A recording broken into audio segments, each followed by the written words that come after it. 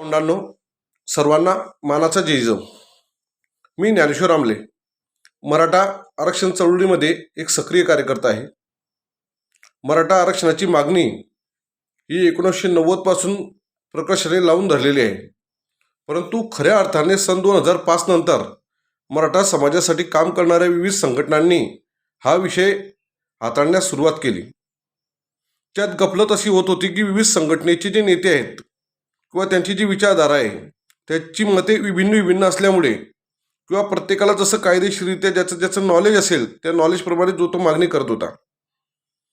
त्यामध्ये मराठा सेवा संघ याची सुरुवातीपासून एक मागणी होती की मराठा समाजाचा सरसकट ओबीसीमध्ये समावेश करण्यात यावा.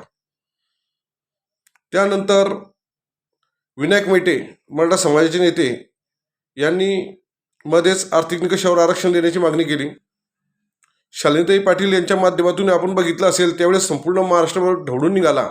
संपूर्ण महाराष्ट्रामध्ये आर्थिक निकषावर आरक्षण मिळावं अशा प्रकारची मागणी करण्यात आली.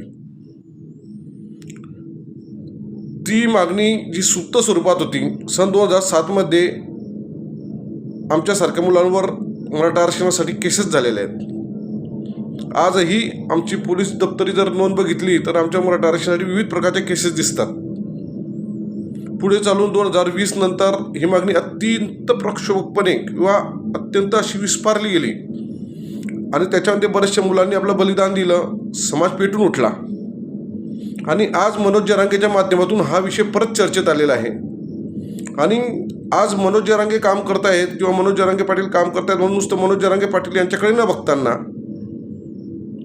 ज्या संख्येनं तिथं मराठा समाज जमला, ज्या संख्येनं मराठा समाजाने मनोज जरांगे पाटलांसारख्या व्यक्तीवरही विश्वास ठेवला, त्या समाजाची जी खदखद आहे, त्या वेदना आहेत. आणि म्हणून हा इतका समाज इतक्या मोठ्या प्रमाणामध्ये सर्व पितरी अमावस्या असताना सुद्धा ज्याप्रमाणे मराठा समाजाची जी खदखद आहे, जे दुःख आहे ते व्यक्त करण्यासाठी हजारो किलोमीटर जाऊन अंतरवाली सराटी येथे येतो, ही घटना काही सामान्य नाही. असं असताना विविध प्रकारची मतमतांतरे व्यक्त करणे, मधल्या काळामध्ये ज्या कायदेशीर लढाया लढण्यात आल्या, जो शासनादेश काढण्यात आलेला त्याला जे आव्हान झालं त्याच्यावर चर्चा करणे आणि मराठा समाजाचं जे आंदोलन आहे हे यशस्वी होणार नाही अशा प्रकारचा भ्रम निर्माण करणे, ओबीसी समाजाने त्याच्या विरोधात पेटून उठणे, ह्या ज्या गोष्टी होत आहेत ह्या गोष्टी अत्यंत चुकीच्या आहेत. त्या संवैधानिक नाहीत किंवा तो राजकीय भ्रम निर्माण करण्याचा तो एक प्रयत्न आहे. मुळात मनोज जरांगे पाटील जी मागणी करतायत, मनोज जरांगे पाटलांना त्यासाठी शाबासकी दिली पाहिजे, त्यांचं अभिनंदन केलं पाहिजे. कारण जो इतका मोठा मराठा समाज आहे तो एका विचाराने कमीत कमी मनोज जरांगे पाटलाच्या माध्यमातून एकत्रित आलेला आहे.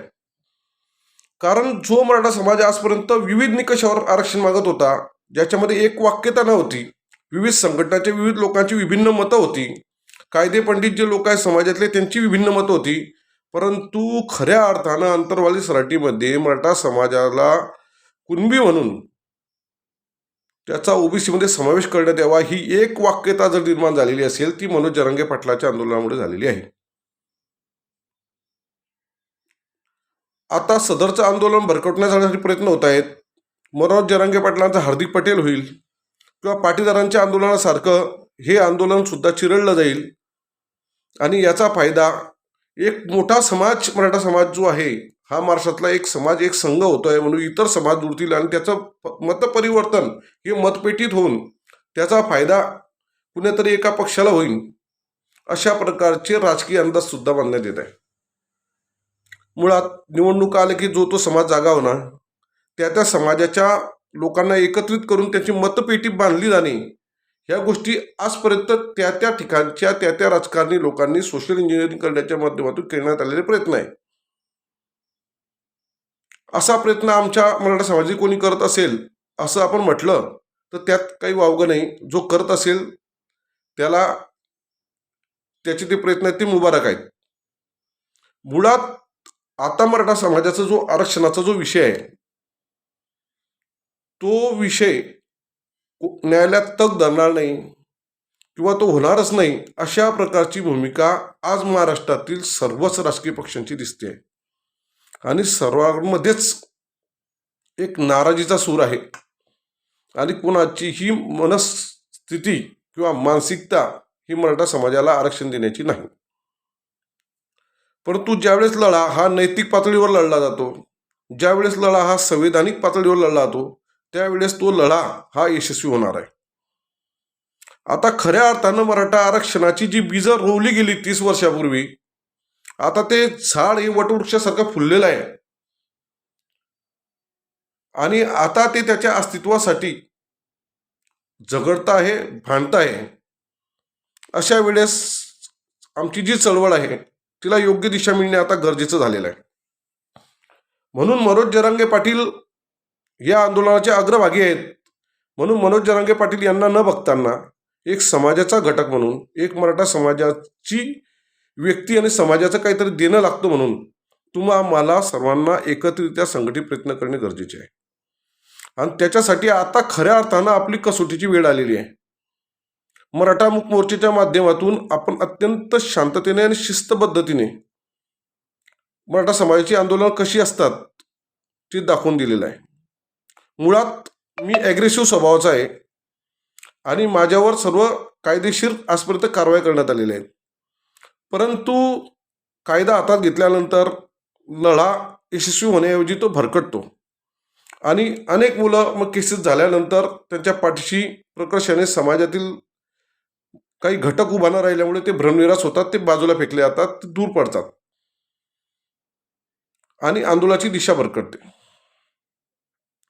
आजही मनोज जरांगे पाटील ज्या दिशेने जात आहेत, त्यांचे जे भाषण मी पूर्ण ऐकलं, त्याच्यातून कुठे त्यांचाही तोल जाऊ नये, कुठेतरी कायदा व सुव्यवस्थेला आपण बाधक ठरून आपल्या चळवळीचा, आपल्या आंदोलनाचा, आपल्या एकत्रित येण्याचा, आपण संघटित होण्याचा जो विश्वविक्रम केलेला आहे, त्याचा राजकीय फायदा कोण्या पक्षाने घ्यावा अशी वेळ येऊन आपलं पानिपत होऊ नये याची काळजी मला सर्व मराठा समाजाला घेणे गरजेचे आहे. आणि मुळात हा जो व्हिडिओ आहे हा मी त्याच्यासाठीच करतोय. मुळात बहुतेक लोकांची अशी ही मागणी आहे, त्यांचं असं म्हणणं आहे किंवा इतर समाजाच्या आरक्षणाला धक्का न लागताना मराठा समाजाला आरक्षण मिळालं पाहिजे.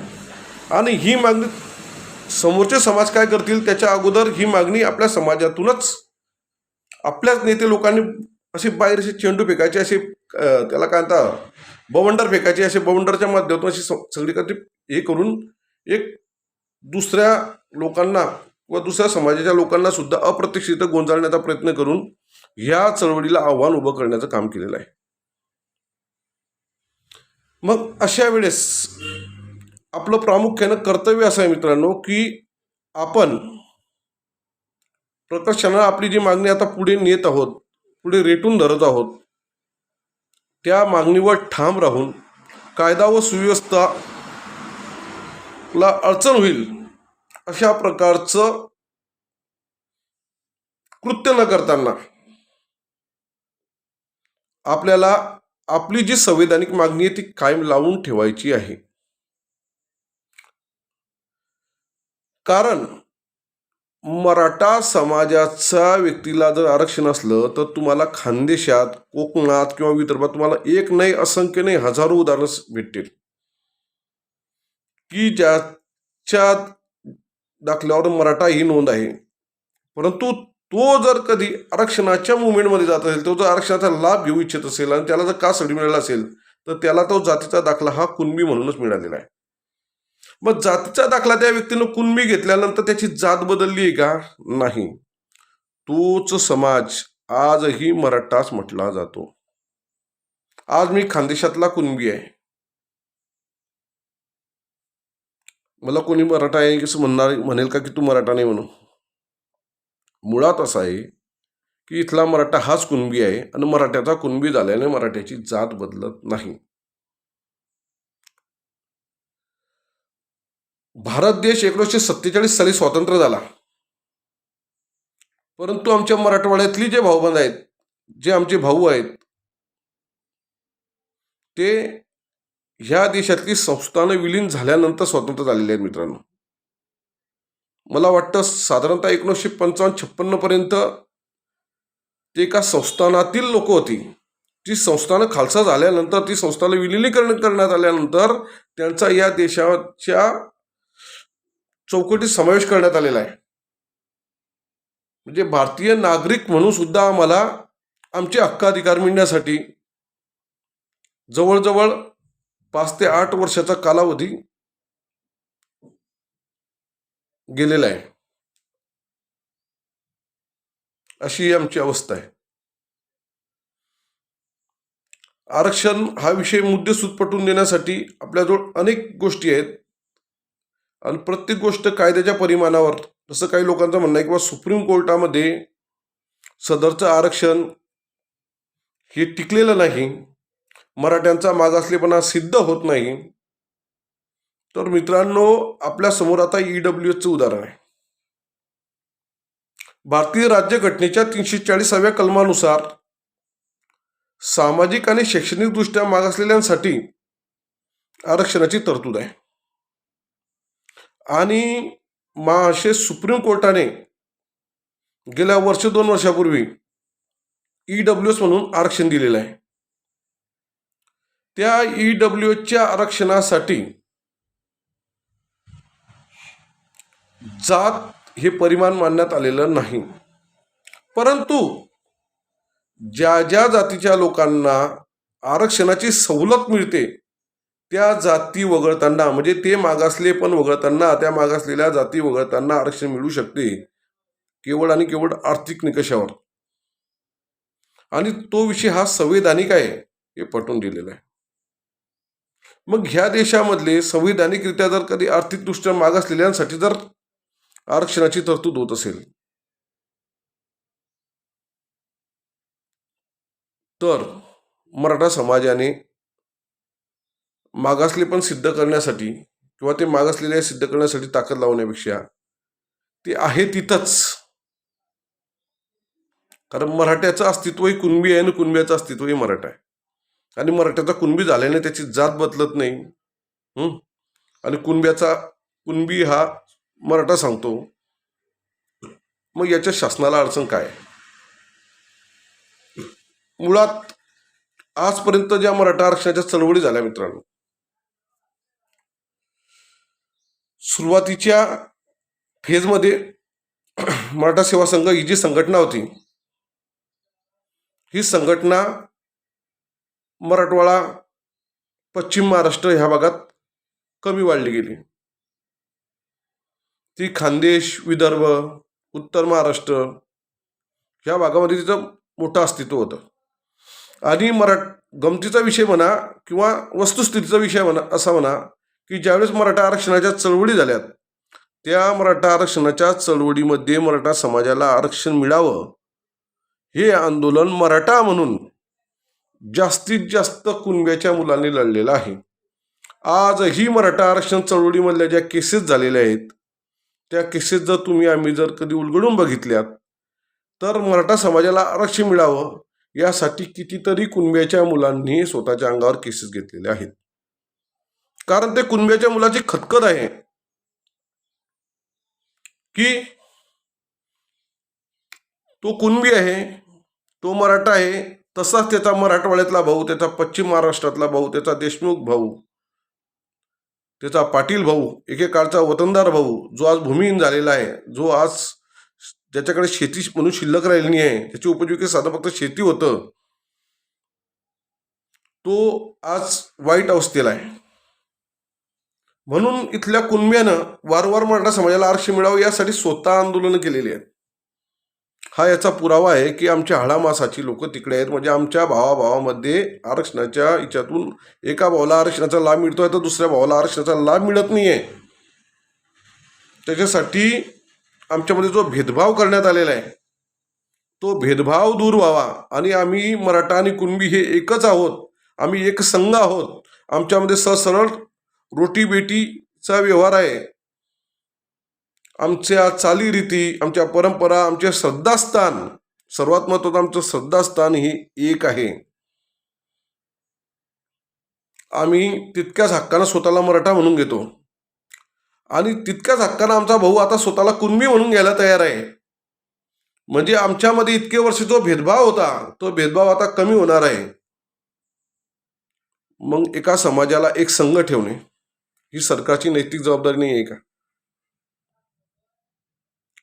मित्रांनो, कुणाचं काय असेल, कुणाचं काय म्हणणं असेल, मी मराठा सेवा संघाचा कार्यकर्ता आहे आणि मधल्या काळामध्ये ज्या वेळेस मनोज जरांगे पाटलांचं उपोषण सुटलं त्यावेळेस शासनानं एक समिती तयार करायचं म्हटलं आणि त्या समितीमध्ये मी एक विद्यार्थी दशेतला कार्यकर्ता असं म्हटलं तरी चालेल, पण स्टुडंट टीएस आहे, बाजू समजून घेऊ शकतो. ज्या मुवमेंटमधून आला आहे ती मुवमेंट शिवशाहू फुले आंबेडकरवादी चळवळीची मुवमेंट आहे. आमची मुवमेंट कशी भरकटली त्या संदर्भामध्ये मुवमेंटशी माझे अनेक वेळेस मतभेद झालेले आहेत. मी संघटनेच्या मताशी सुसंगत नसल्यामुळे आज संघटनेच्याही बाहेर आहे. संघटनेने एक विचार दिला तर त्या विचाराला चिपकून राहून काम केलं जात आहे, परंतु आपण संघटना समाज या पलीकडे एक भारतीय नागरिक आहोत. आपण राष्ट्रवादी आहोत. राष्ट्रवादी आहोत म्हणजे राष्ट्रवादी पक्षाचा कार्यकर्ता नाही, आपण राष्ट्रवादी आहोत म्हणजे या राष्ट्रीय भावना जोपासणारे व्यक्ती आहोत. आणि आज रोजी खऱ्या अर्थानं हीच खतखत मराठा समाजाची होती आणि मराठा समाजाचा रोष होता की त्या समाजाचं इतके वर्ष झाले या महाराष्ट्रामध्ये प्रतिनिधित्व आहे. 160च्या जवळपास आमदार येतात, हळूहळू ही संख्या कमी झाली. त्या लोकप्रतिनिधींनी आमचं दुःख मांडलं नाही. ज्या लोकांच्या मागे आमची मतपेटी, आज जी मतपेटी बांधली जाते ती मतपेटी ही गेल्या निवडणुकीमध्ये राष्ट्रीय स्वयंसेवक संघ किंवा भाजपा मानो अगर नको मानो इथल्या सर्वसामान्य मराठा समाजाची खतखत होती की त्यांच्या लोकांनी त्यांच्याकडे दुर्लक्ष केलेलं आहे. त्याच्यामुळे ही मतपेटी, हा मतप्रवाह हा भारतीय जनता पार्टीकडे वळलेला आहे आणि हा मतप्रवाह वळलेला असताना सुद्धा एक आशा, ज्यावेळेस विरोधी पक्ष असताना आपण ज्यावेळेस वेळोवेळी सांगतो की आम्ही हे करू शकले, आम्ही करू तो विश्वास मराठा समाजाने भारतीय जनता पार्टीवर प्रकर्षाने आज रोजी भारतीय जनता पार्टीचं प्रतिनिधित्व किंवा नेतृत्व जर देवेंद्र फडणवीस करत असतील तर त्यांच्यावर टाकलेलं आहे. एक अल्पसंख्याक समाजातील माणूस मुख्यमंत्री होतो, 5 वर्ष तो एक हाती सत्ता चालवतो, त्याची सत्तेवर कमांड दिसते. अलीकडे देवेंद्र फडणवीसांची कमांड महाराष्ट्राच्या राजकारणावर दिसत नाही, हे त्यांना सुद्धा समजून घ्यावं लागेल. देवेंद्र फडणवीस हा विरोधकांना धाक होता. देवेंद्र फडणवीस हा विश्वास होता आणि आमच्या निकटचेच आमदार गिरीश महाजन हे संकटमोचक म्हणून त्या पक्षाचे नेतृत्व पुढे आलं की ज्या वेळेस काही अडचणी येतील, लोक आंदोलन होतील, लोक चळवळी होतील, त्यावेळेस मध्यस्थीची भूमिका ते चांगली करू शकतात, म्हणून त्या माणसाचं नाव आहे. आणि आम्ही मूळ आता राहिला जळगाव जिल्ह्यामध्ये असल्यामुळे देवेंद्र फडणवीसांचे आम्ही उपकार मानतो की एका संकुचित प्रवृत्ती त्यांनी या जिल्ह्यातली संपवली. आणि म्हणून मी तरी व्यक्तिशः बघा, मला कोण माझा व्हिडिओ ऐकला तर कोणत्या अँगलनं घेईल मला बाकीचं त्याची काही देणं घेणं नाही, कारण मी प्रचंड प्रामाणिक आहे. मी जातीनं मराठा आहे, अगोदर समाजासाठी लढणार आहे, पण त्याही पलीकडे आम्ही बाबासाहेबांना मानणारे सुद्धा लोक आहोत. आणि बाबासाहेबांचं असं म्हणणं होतं की मी प्रथमतः अंतिमतः भारतीय आहे, म्हणून आज भारतीय नागरिक या हिशोबाने आम्ही बोलत आहोत. कारण राष्ट्रभक्ती नावाचं स्वप्न सर्वात जास्त जर कोणी विकत असेल तर ती भारतीय जनता पार्टी आहे. भारतीय जनता पार्टी हे स्वप्न विकत असताना देवेंद्र फडणवीसजी तुमच्या बाबतीमध्ये आम्हाला प्रचंड विश्वास आहे. अजूनही विश्वास डगमगलेला नाही, कारण माणूसच चुकतो. माणूस मोठा झाल्यानंतर त्याला चमचे वाढतात. ज्याप्रमाणे तुमच्याबद्दल आमचा विश्वास आहे त्याचप्रमाणे माननीय नामदार गिरीभाऊ महाजन यांच्या बाबतीतही आम्हाला विश्वास आहे की मनोज जरांगे पाटलांनी जी संवैधानिक भूमिका मांडलेली आहे, ज्या संवैधानिक भूमिकेला सुसंगत अशी व्यवस्था आपल्या जिल्ह्यात आहे, आपल्या उत्तर महाराष्ट्रात आहे, देवेंद्रजी फडणवीस आपल्या विदर्भात आहे. विदर्भातला कुणबी हा मराठा हे तुम्ही नाकारणार आहे का? मग जर हे सर्व गोष्ट आपल्याला माहिती की कुणबी आणि मराठा हा एकच आहे, तर बाबांनो याच्यासाठी इतका वेळ घेण्याची गरज काय? कारण आज जर इथं मराठा कुणबी हक्क परिषद झाली तर प्रामुख्याने येणारा वर्ग हा कुणबी असणार आहे. आणि तो आरक्षणाची मागणी करतो की मराठा समाजाला आरक्षण मिळावं, आमच्या भावाला आरक्षण मिळावं. तर माझी नामदार गिरीश महाजनांना विनंती आहे की साहेब, आपण संकटमोचक आहात. संकटमोचक आहात तर ते फक्त भारतीय जनता पार्टीचे नाही किंवा पक्षाचे नाही किंवा सरकारचे नाही. तुम्ही अनेक मध्यस्थ्या केलेल्या असतील किंवा अनेक ठिकाणी तुम्ही संकटमोचक म्हणून धावून गेलेले असाल. तुम्ही अत्यंत व्यवस्थितरित्या काही विषय हाताळले सुद्धा आहेत, पण ते कुणासाठी हाताळलेले आहेत? ते पक्षासाठी हाताळलेले आहेत, ते सरकारसाठी हाताळलेले आहेत. एक विषय तुम्ही जनतेसाठी हाताळा आणि तुमच्या सरकारला समजून सांगा की मी ज्या भागात राहतो, मी ज्या खानदेशात राहतो, मी ज्या उत्तर महाराष्ट्राचं प्रतिनिधित्व करतो, साहेब तसंच तुम्ही सुद्धा प्रतिनिधित्व काही वेळापूर्वी, काही दिवसांअगोदर किंवा काही कालावधी आधी विदर्भाचं करत होतात. देवेंद्रजी बसा, आपण दोघं जण एकत्रित बसू. बघा बरं का, आपल्या विदर्भातला जो कुणबी आहे साहेब, तो मराठा म्हणूनच घेतो स्वतःला. आजही मराठा समाजाचं बोर्ड लावतो. कार्यक्रम घेताना त्याचे वधूवर मिळावे हे मराठा समाज म्हणून होतात, कुणबी म्हणून होतात का? खानदेशातील मराठा समाजाचे वधूवर मिळावे हे मराठा म्हणून होतात, कुणबी म्हणून होतात का? साहेब, मराठा आणि कुणबी हा एकच आहे. इतके दिवस झाले या व्यवस्थेने आणि इथल्या राजकीय व्यवस्थेने ह्या दोघं भावांमध्ये भेदभाव निर्माण केलेला आहे. हा प्रादेशिक भौगोलिक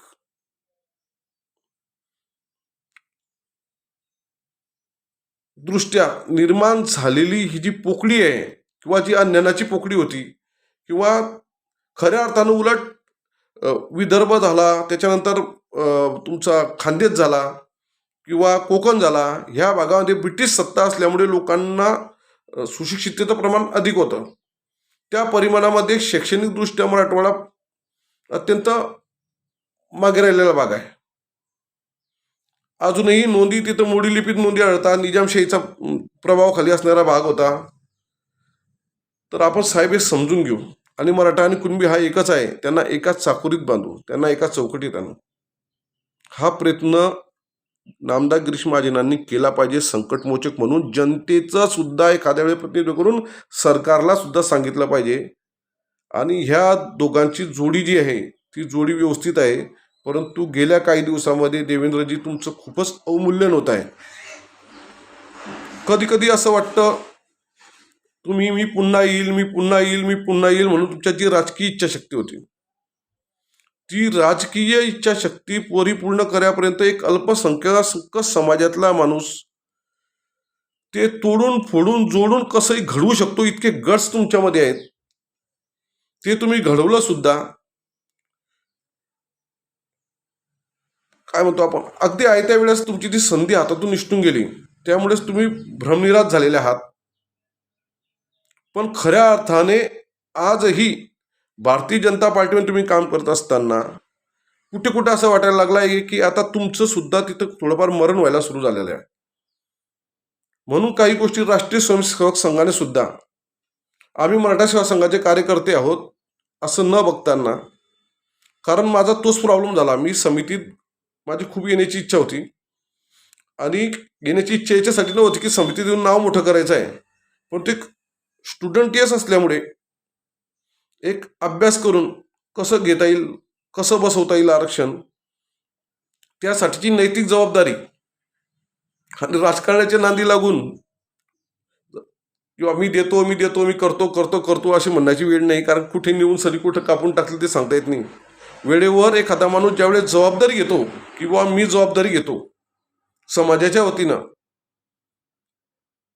ती जबाबदारी घेणं ही आत्महत्या करण्यासारखा विषय आहे. कारण निश्चितच कायद्याच्या अभ्यासाच्या बाबतीमध्ये आम्ही तितके निष्णात नाही आहोत. आणि तरी देखील मी तो प्रयत्न केला. मी राष्ट्रीय स्वयंसेवक संघाच्या बऱ्याचशा लोकांच्या मध्ये तो प्रयत्न केला. परंतु मी मराठा सेवा संघाचा कार्यकर्ता असल्यामुळे, माझं जे भूतकाळ आहे तो तसा असल्यामुळे मला नाकारण्यात आलं किंवा सरळ सरळ सांगण्यात आलं की राष्ट्रीय स्वयंसेवक संघ आणि भारतीय जनता पार्टी आमचा काही एक संबंध नाही आहे, दुरान्वयी संबंध नाही आहे आणि त्याच्यामुळे आम्ही ते बोलू शकत नाही. आणि राजकीयदृष्ट्या जरी मी आमच्या निकट असले गिरीश भाऊ महाजन, तरी त्यांच्याशी माझा ओळख नाही आहे, त्याच्यामुळे तो प्रयत्न माझा फसला. असो, परंतु काही गोष्टी झणझणीत अंजन घालावं असं तुम्हाला फडणवीस साहेब सांगावं लागेल. आणि ते याच्यासाठी घालावं लागतंय की ह्या विषयामध्ये तुम्ही लक्ष घालणं अत्यंत गरजेचं आहे. देवेंद्र फडणवीस म्हणजे पारदर्शक कारभार. देवेंद्र फडणवीस म्हणजे आजपर्यंत झालेल्या राजकीय नेत्यांना शह देणारं अल्पसंख्याकातलं नेतृत्व, की ज्याने उत्तमरित्या 5 वर्ष सत्ता एक हाती कोणत्याही प्रकारचा विवाद न होताना सांभाळली, कोणत्याही विवादात न पडताना, ते देवेंद्र फडणवीस आज दिसत नाही आहेत.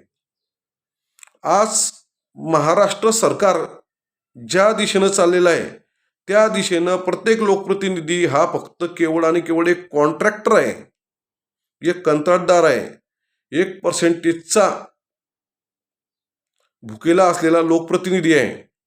तो स्वतः ठेकेदार झालेला आहे, तो स्वतः टेंडर निविदेमध्ये भाग घेऊन टेंडर मॅनेज करतो, अशा प्रकारचं चित्र अलीकडे संपूर्ण महाराष्ट्रात जात आहे.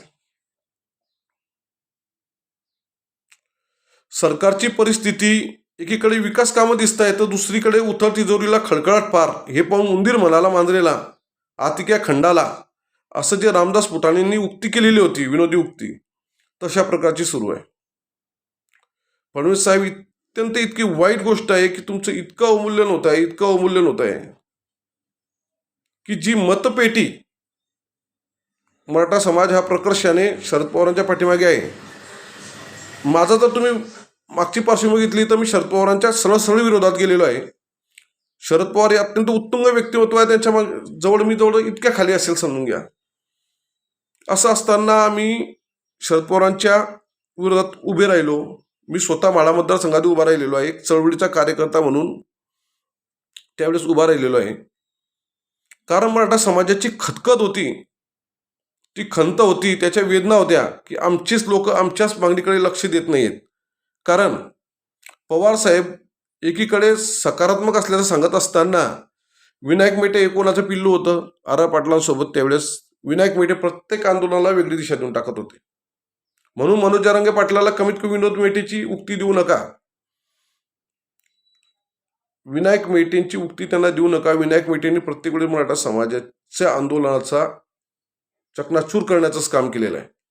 त्या मानाने मनोज जरांगे पाटील यांनी जी संविधानिक मागणी लावलेली आहे, ज्या मागणीच्या बाबतीत मला समाजाची एक वाक्यता केली, हे वाखाणण्याजोगी हा ऐतिहासिक संजोग आहे आणि ती त्यांना सुद्धा मिळालेलं गिफ्ट आहे, ते समाजाने दिलेलं गिफ्ट आहे की एखादी भूमिकेचा प्रामाणिक असेल. आणि आज ती गिफ्ट मराठा सेवा संघाला सुद्धा मिळालेलं आहे की मराठा सेवा संघाची भूमिका आजही तीच आहे, कालही तीच होती. होऊ शकतं मनोज जरांगे पाटील एखाद्या वेळेस मराठा सेवा संघाच्या मुशीतूनच घडलेला कार्यकर्ता असेल,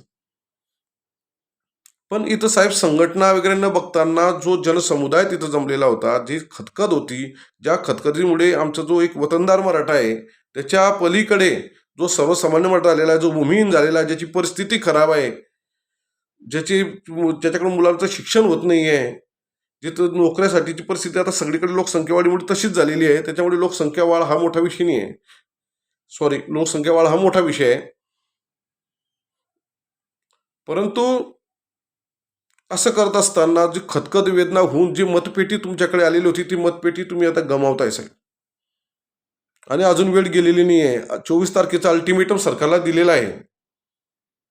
आणि बाकीच्या लोकांनी, छगन भुजबळ असो किंवा बाकीचे जे लोक असतात, वडेट्टीवार, हे अचानक कसे ओबीसीचे नेते होऊन गेलेले आहेत. आपलं असं म्हणणं आहे की ज्याप्रमाणे आम्ही जबाबदारी घेतो आमच्या समाजाच्या बाबतीमध्ये आरक्षण मिळवण्यासाठी, आम्ही जबाबदारी घेतो, त्याप्रमाणे यांनी अगोदर आपल्या आपल्या समाजासाठी काय केलं ते तर सांगावं. समता परिषदेच्या माध्यमातून आपण ज्या वेळेस समता परिषद स्थापन करतो आहोत, समता परिषदेच्या माध्यमातून आपण सर्वांना समतेचा संदेश दिला पाहिजे. समता म्हणजे काय? सर्वांना सारखं. आणि मग इथं तुम्हाला काय भीती व्यक्त होते? मला सांगा, आज कमीत कमी खानदेशामधला जो मराठा समाज आहे तो कुणबी म्हणून घेतो, किंवा विदर्भातला जो मराठा समाज आहे तो कुणबी म्हणून घेतो, कोकणातला मराठा म्हणून कुणबी म्हणून घेतो. हा समाज कुणबी असून ओबीसीचा लाभ घेत असताना या समाजामुळे किती माळी समाजाचं नुकसान झालं, किंवा किती तेली समाजाचं नुकसान झालं, किंवा इतर समाज जे ओबीसी मध्ये जे समाज समाविष्ट आहे त्यांचं कितीचं नुकसान झालं. असं असताना सुद्धा एखादी संविधानिक मागणी करतोय तुम्ही, समतेचा विचार म्हणजे बाबासाहेबांचा विचार, बुद्धांचा विचार घेऊन चालत असताना तुम्ही दुसरीकडे दुसरं परिमाण कसं लावता? परंतु आमच्याच नेत्यांनी, ज्यांना आम्ही सामाजिकदृष्ट्या नेते मानले, त्याच नेत्यांनी सर्व बाबतीमध्ये एका बाजूला मुंडेंना विरोधी पक्षाचं त्यांना हे करणं, दुसऱ्या बाजूला भुजबळांना सोबत ठेवणं, त्याच टायमाला विनायक मेटेला सोबत ठेवणं, ही किमया त्यांना जमलेली आहे. आज ही जर काही लोक म्हणतात की व याच्या जे मनोज जरांगे पाटील आंदोलनाच्या मागे जर शरद पवार असतील असं आपण धरू, की थोडा वेळ शरद पवार आहेत, धरू असं समजून की पक्के आहेत. मला सांगा साहेब, शरद पवार जर असतील आणि हा मुआब जर जमत असेल, आणि तुम्ही जर देवेंद्र फडणवीस किंवा सरकार जर इथं टार्गेट होत असेल, जर तुमच्या मतपेटीवर त्याचा प्रभाव पडत असेल, तर मग ही किमया शरद पवारांना तुमच्यापेक्षा चांगली करता येते, की ते मराठा समाजालाही सोबत ठेवू शकतायत आणि इतरांना सुद्धा बाइंडिंग करू शकतायत. मग या ठिकाणी तुम्ही विचार करणार आहात की नाही? सर्वात महत्वाचं दुसरा विषय असा होता साहेब, देवेंद्र फडणवीस म्हणजे हा एक विश्वास होता, आणि आज त्यांचे लोकप्रतिनिधी हे कॉन्ट्रॅक्टर कंत्राटदार झालेले आहेत. मधल्या काळामध्ये ते सरकार चालत असताना आमचा कारभार अत्यंत पारदर्शक आहे म्हणून त्यांनी निविदा पद्धतीमध्ये सुद्धा 1,00,000च्या वर टेंडर ठेवलेलं होतं. संपूर्ण महाराष्ट्रातला भ्रष्टाचार बंद झालेला होता. ग्रामविकासाची गंगा असलेल्या सर्व ग्रामपंचायतीमध्ये 1,00,000च्या वर टेंडर केल्यामुळे सर्वसामान्य मुलं, अनेक मुलं उठून उभी राहिली त्या काळामध्ये. साधा कन्स्ट्रक्शन सुपरवायझरचा कोर्स करून ती मुलं उठून उभी राहिलीत, आणि ते मुलं आज चांगल्या प्रकारचे कॉन्ट्रॅक्टर आहेत. आणि त्या पलीकडे ज्या दिवसाची राजकीय फोडाफोडी, तुळातोडी, घालमेल हे ते चालू आहे, किंवा जी व्यवस्था पहिली होती त्या व्यवस्थेतून, कारण माणूस एका व्यवस्थेत येत असताना दुसऱ्या व्यवस्थेत जात असताना तो त्याचं मूळ घेऊन येतो. आज तुम्ही ते सगळं पारदर्शकपणा विसरल्यामुळे आज ग्रामविकासाची गंगा थांबलेली आहे. प्रत्येक ग्रामपंचायतीमध्ये लाखोन कोटी रुपयाचे भ्रष्टाचार झालेले आहेत. मग अशा वेळेस देवेंद्रजी, बघा, असं समजा की आमचा काही अभ्यास नाही, आम्ही अभ्यास शून्य माणसं आहे. मी तुम्हाला फार काही दुसरं सांगणार नाही, पण आमच्या भुसावळ तालुक्यातलं उदाहरण, कारण जवळचं उदाहरण देऊ शकतो माणूस. तुमचे लोकप्रतिनिधी सुद्धा तुम्ही घेतला धोरणात्मक निर्णय मानत नाहीत. तुम्ही ऊर्जा मंत्री म्हणून नुकताच निर्णय घेतलेला की जी पॉवर जनरेशन प्लांट म्हणून जी राख येते त्याचा लिलाव करण्यात येईल, आणि त्या लिलाव सुद्धा, ती प्रक्रिया सुद्धा पार पडली. परंतु गेल्या 4-6 महिन्यापासून 8 महिन्यापासून तुम्ही वर्क ऑर्डर देऊ शकत नाहीये. प्रत्येक गोष्टीसाठी जळगाव जिल्ह्यामध्ये खडसे खडसे खडसे खडसे कारणीभूत असू शकत नाही. आणि तुमच्या सोबत असलेला व्यक्ती हा तुमचा आहे, तुमचा आहे, तुमचा आहे असं म्हणणं सुद्धा पूर्णपणे योग्य नाही आहे, 100% योग्य नाही आहे. एकदा कुठेतरी बसा गिरीश महाजनांनी तुम्ही, कारण ह्या सरकार चालवत असताना चंद्रकांत पाटील बरेचसे दूर गेलेले आहेत, सुधीर मुनगंटीवार एवढे प्रकाश झोतात नाही आहेत. आज कमीत कमी तुम्ही 2 लोक तरी दिसतात. या तुमच्या 3 लोक पदाधिकाऱ्यांमध्ये चमकून तुम्ही एकटे आहेत की देवेंद्र फडणवीस आहेत, जरी मुख्यमंत्री एकनाथ शिंदे असले आणि अजितदादा सोबत असले तरी. पण तुमच्या पक्षीय पातळीवर तुम्ही गिरीश महाजन आणि तुम्ही स्वतः दोघं लोक एकत्रित दिसतात. तुम्ही थोडं साहेब या सर्व गोष्टींचा प्रकर्षाने बारीक विचार करा. अजूनही वेळ गेलेली नाही आहे. मराठा आरक्षण हे तुम्हाला, मराठा आरक्षण चळवळ ही तुम्हाला दोघांना अंतर्मुख व्हायला भाग पाडते असं समजा. पण हे कुठे घेऊन चाललेलं आहे? तू चढलेला आले कुठे आहे? आणि हे सर्व खापर वेळेवर तुमच्यावर फुटणार आहे. म्हणजे इतकी राजकीय घालमेल झाल्यावर सुद्धा नुकसान होतं, कारण राजकीय घालमेल झाली तिथंच तुम्ही बऱ्यापैकी संपलेले आहात. आज उद्धव ठाकरेंना प्रचंड सहानुभूती जनतेवरून, सर्वसामान्य माणसं प्रचंड सहानुभूती मिळते. शरद पवारांकडून अजित पवार बाजूला घेऊन जातात, काय सोबत घेऊन जात आहेत, ह्या गोष्टीचा अभ्यास आपल्याला करणं गरजेचं आहे. म्हणून तुम्ही एक संवेदनशील राजकारणी आहात आणि तुम्ही आमच्या या संवेदना जोपासाल, आमच्याला भेदभाव कमी कराल. म्हणून मनोज जरांगे पाटलांनी जो विषय समोर आणलेला आहे, की जो विषयाला त्यांनी आता त्याच्यामध्ये हुंकार भरलेला आहे, तो येथील सर्वसामान्य मराठा समाजाची खदखद आहे, ती वेदना आहे, ते दुःख आहे. आणि त्याची ती बेंबीच्या देठापासूनची मागणी आहे. ती मागणी पूर्ण करण्यासाठी माझी मराठा समाजाच्या मुलांना सुद्धा एक विनंती असणार आहे, की तुम्ही कोणत्या कायदा हातात घेऊ नका आणि बलिदान तर मुळीच देऊ नका. कारण मराठ्यांचं रक्त आहे आणि त्या रक्ताचं असं म्हणणं आहे की आम्ही मरू, पण कशी मरू? लढून मरू. आत्महत्या करणे हे गांडूपणाचं लक्षण आहे, किंवा जीव देणे, आत्मदहन करणे हे गांडूपणाचं लक्षण आहे. जर तशी वेळ आलीच भविष्यामध्ये, तर सर्वात जास्त माझं पोलीस रेकॉर्ड अभ्यास करून घ्या, एका नक्सलाईटपेक्षा मी मागे नाही आहे. तर आदरणीय देवेंद्रजी फडणवीस साहेब, आदरणीय गिरीश भाऊ, मी तुमचा चाहता आहे, पण मी मराठा समाजाचा एक कार्यकर्ता आहे, मी माझ्या समाजाशी प्रामाणिक आहे.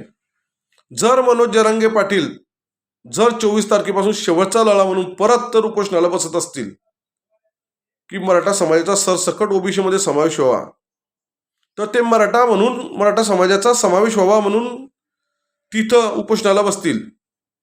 पण मी नामदार गिरीश भाऊ महाजन यांच्या मतदारसंघात जामनेरला एक कुणबी म्हणून उपोषणाला बसणार आहे, की माझा जो मराठवाड्यातला भाऊ आहे, जो आरक्षणापासून वंचित आहे, तो आमचाच घटक आहे. इथला कुणबी हाच मराठा आहे, तो मराठा हाच कुणबी आहे.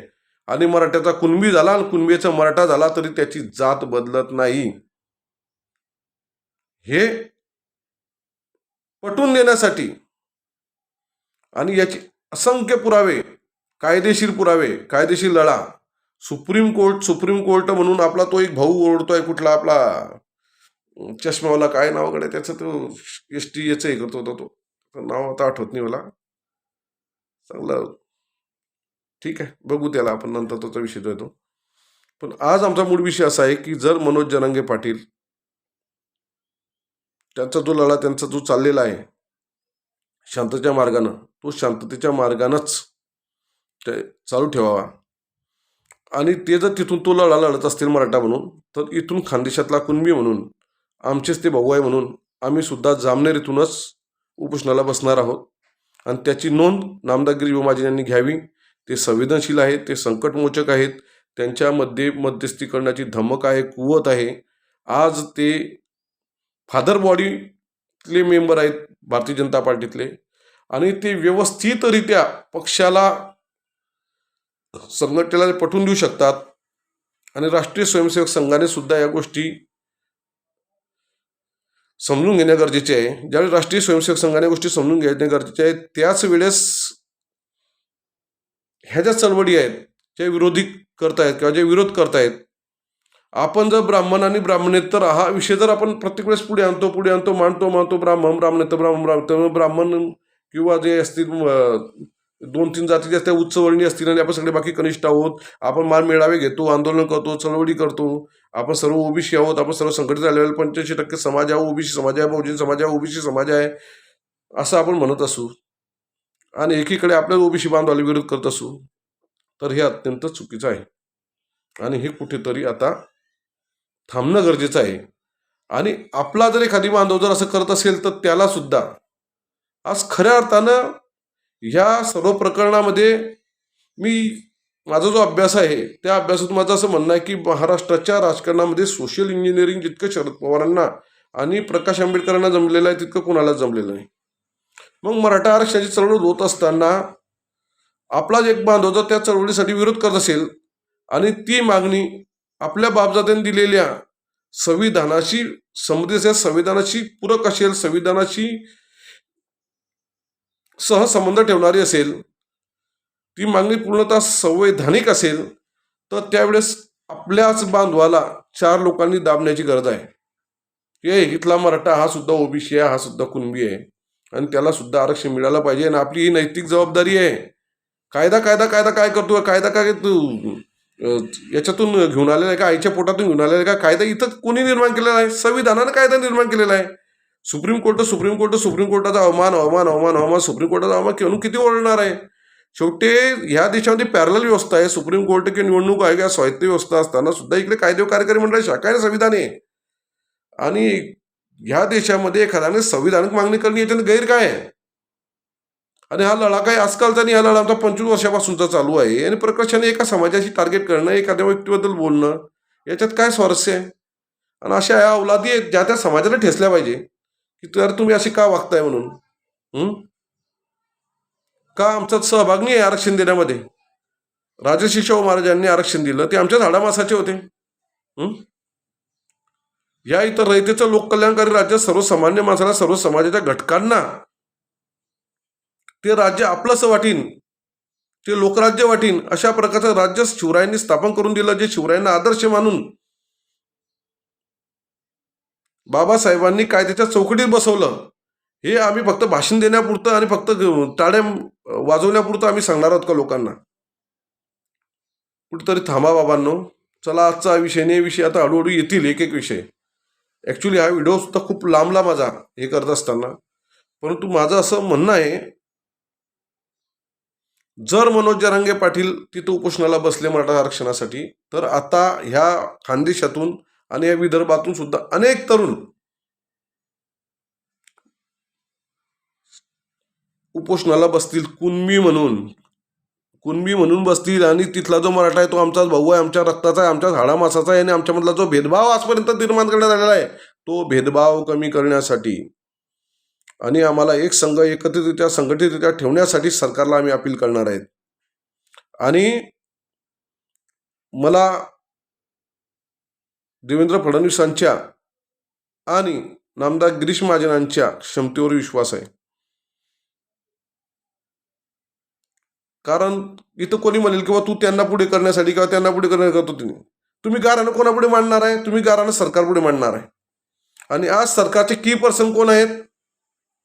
एकनाथ शिंदे आहेत, अजित पवार आहेत, देवेंद्र फडणवीस आहे, गिरीश महाजन आहेत किंवा अन्य कोणी असतील.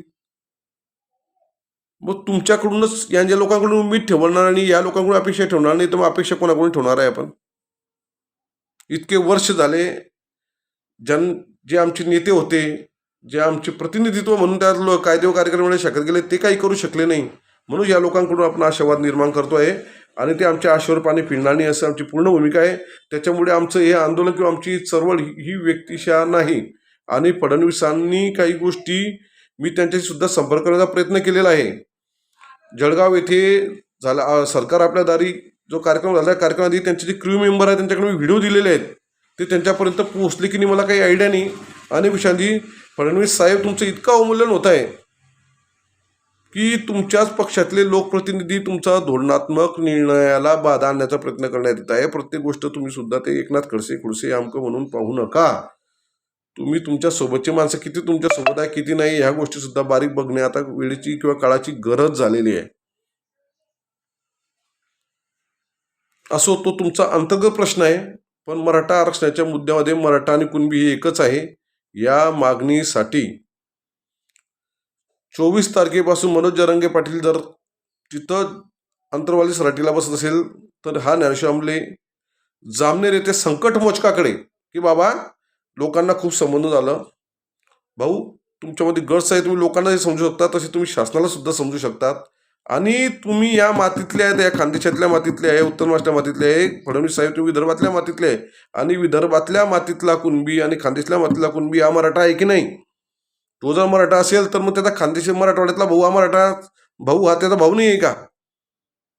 हे न्यायालयाला पटवून देण्याची नैतिक जबाबदारी हे केंद्र सरकारला पटवण्याची नैतिक जबाबदारी तुमची. त्यासाठी आरक्षणाची मर्यादा वाढवण्याची गरज नाही आहे. मग आम्ही कुणाच्या आरक्षणात धक्का लागणार नाही याची काळजी घेतो आहे.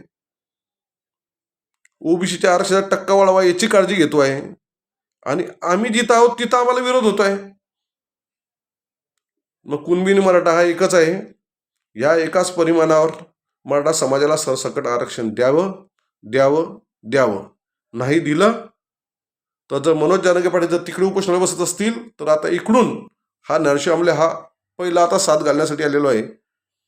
असे अनेक तरुण कुणबी तरुण की ज्या कुणब्यांनी मराठा समाजाचा सरसकट ओबीसी समावेश व्हावा म्हणून याच्या अगोदर गुन्हे अंगावर घेतलेले आहे ते अनेक तरुण उपोषणाला बसतील आणि आमरण बसतील. आणि ज्या वेळेस आमच्या अंगात त्राण आणि प्राण राहणार नाही त्यावेळेस टेन्शन घेऊ नका साहेब. त्यावेळेस सलाईन आमच्या हाताने आम्ही स्वतः लावू आणि मग हातात सुरा घ्यायचा की बॉम्ब घ्यायचा की चाकू घ्यायचा आणि कुणाला संपवायचं ते आम्ही ठरवू.